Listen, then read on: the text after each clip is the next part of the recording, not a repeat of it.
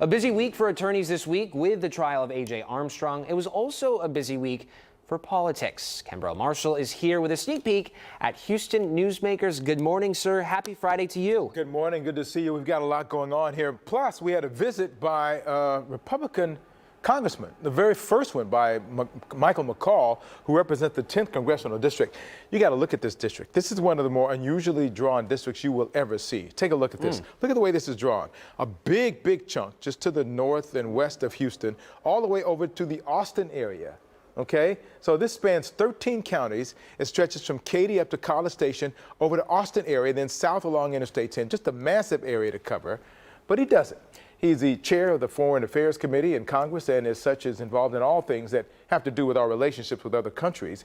He has been a staunch supporter of the U.S. support for Ukraine in its war against Russia, because he said if Russia's aggression is not stopped there, many other dominoes could fall, including in countries like Taiwan, which is very important to the United States, which is especially important with how China has become much more aggressive. Listen to this scenario he paints.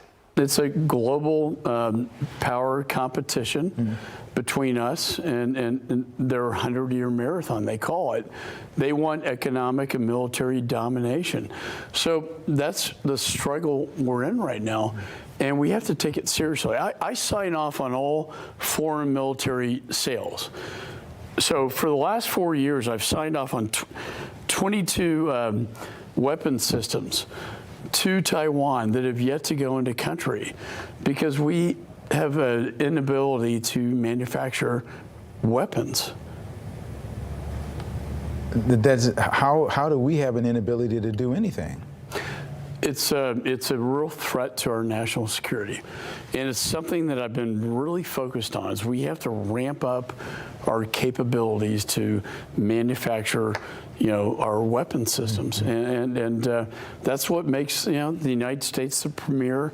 We're the leader of the world. Right. So we talked about what he thinks is a solution.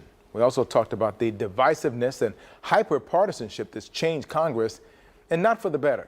We also talk about how the former president's many criminal indictments are possibly impacting the Republican Party, and much more. So we also have our legal analyst, Brian Weiss. He's on, talks about both the Trump indictments and also the Antonio Armstrong, the A.J. Armstrong as well. And he said, look, the prosecution did one thing that really turned the tide on us.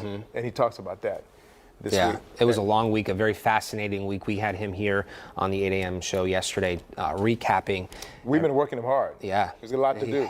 There is a lot to do. So we don't have quite as much of him on Sunday morning, but just enough. Really, some really nuggets there about that. And the Trump indictments that are going on now. The last one, which is a state indictment, which is altogether different from the other ones. So we talk about that as well. We'll be looking forward to it. Sunday, always a pleasure. 10 o'clock. Yes, sir. Thank you very much.